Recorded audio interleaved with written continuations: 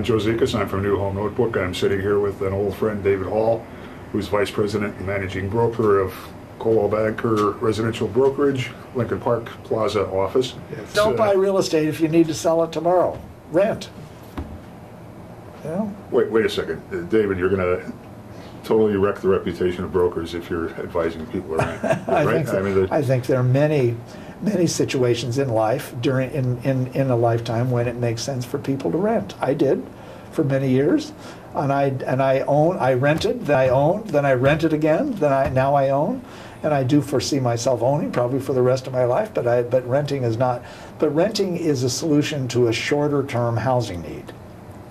Owning is a solution to a long term housing need, and I think that we as brokers are always I would like to think that we always try to advise our clients based on what the client's needs are, not what we would, what we would like.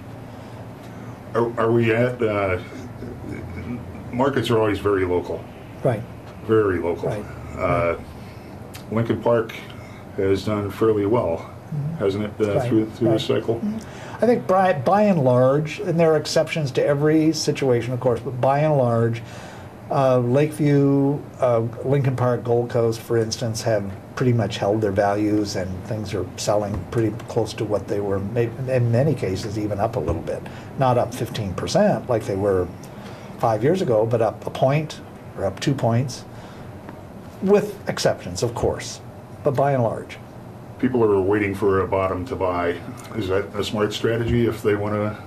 I think a smarter strategy, I don't know whether that's a smart strategy, but what I think is a smarter strategy. Which is why it's not. Right. If you don't know. Well, I think I go back to basics again. When I was selling real estate in the early 80s and with 18% interest rates, and the conversation I had with my clients was, are you going to be here for 5 years? And if the answer to that was yes, based on at least predictable life events, my advice was to buy. And I said, if you think you're going to be, if this is not going to suit your housing needs, and my criteria were twofold. One, job security and personal life and all those kinds of things, the kinds of issues that cause people to move or not move. And secondly, spatially. Is the place that we're looking at going to satisfy your space needs for the next 5 years? For instance, if it were a young couple and they were going to if they're going to start a family, will you be able to live comfortably in this place with a young child for 5 years if you needed to? If you couldn't, or what didn't make financial sense to resell it? And if the answer to those questions was yes, then my advice was then you should buy, because prices are low relative to where they've been. You're going to get a good deal in the marketplace. You're going to get a good buy, but you're going to have to live in it for a while. It's not a good deal unless it makes sense long term to live in it. And I would offer the same advice today. That if it fits your housing needs, if it's in the location that you want to live in, that you see yourself living in, if it's going to suit your housing needs midterm, 5 years, then buy. This is a good time to buy. Is it possible that someone tomorrow might pay a little bit less? Yes. It's also possible they might pay more.